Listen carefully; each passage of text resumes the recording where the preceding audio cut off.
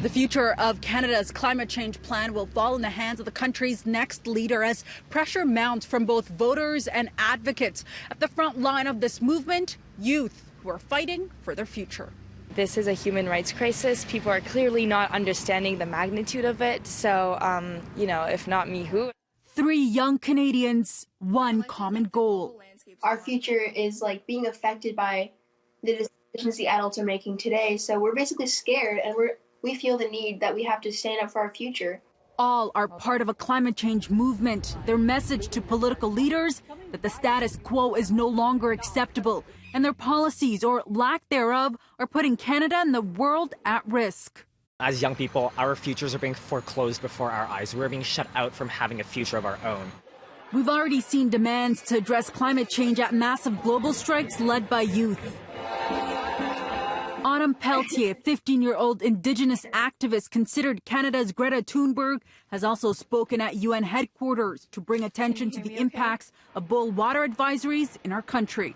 Water is a basic human right, and no one should have to go without clean drinking water. There's First Nations communities in Ontario and Canada that are living in third world conditions, and we're not a third world country. That's one of the key challenges about climate change. The people who are least responsible for causing it are the people most likely to be impacted.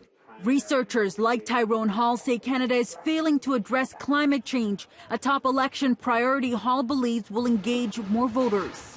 The population is seeing climate change as being linked to their health, to their education, to transport, to energy, to everything, and people are scared. Everyone's talking climate. You think there's pressure on the leaders? With the exception of one. Certainly, there's pressure coming internationally and locally.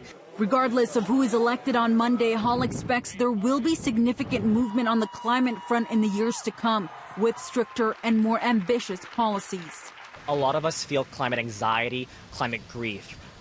But we refuse to be cowered into that fear. In 10 years, what conversation do you think we'll be having on climate change?